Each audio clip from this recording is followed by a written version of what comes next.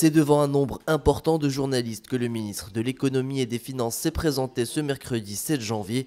L'objectif était de rendre public le bilan de la contribution libératoire au titre des avoirs et liquidités détenus à l'étranger, une opération qui a connu un succès inattendu.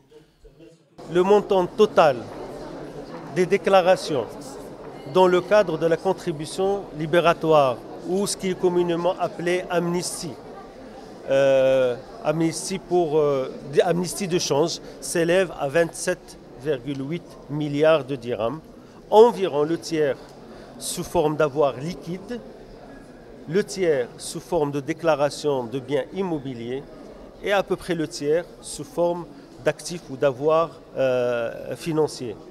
L'impact budgétaire de cette déclaration, enfin de cette opération, s'élève à 2,3 milliards de dirhams qui va être logé dans le fonds de cohésion sociale.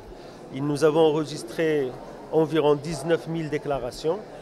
Donc la réponse massive à cet appel et la souscription, le montant de souscrits et le montant aussi et le nombre aussi des souscriptions prouvent, si besoin en est, de la confiance que les citoyens marocains placent dans leur pays, dans l'économie de leur pays, dans l'avenir de leur pays et les possibilités d'investissement et des possibilités aussi d'affaires qui existent dans notre pays. Nous sommes satisfaits des résultats très probants de cette opération et ceci nous encourage à aller de l'avant dans l'assouplissement du régime de change, à aller de l'avant pour prendre des mesures supplémentaires en vue de renforcer cette confiance et d'investir davantage cette confiance qui aujourd'hui est manifestement là à travers encore une fois la réussite éclatante de cette opération.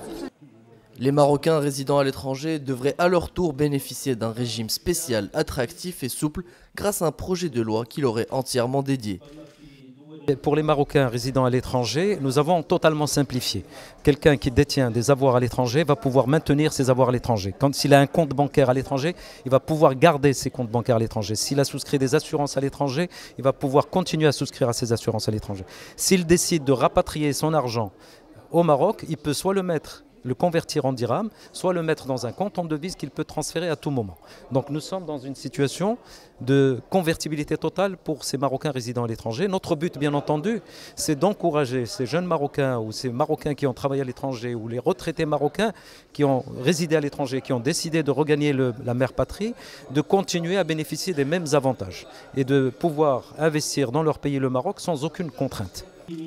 Pour rappel, cette opération a duré une année avant de toucher à sa fin le 31 décembre 2014. Les intéressés n'ayant toutefois pas souscrit à cette contribution peuvent toujours faire une déclaration spontanée auprès de l'Office d'échange, mais avec un taux supérieur à celui de la commission libératoire.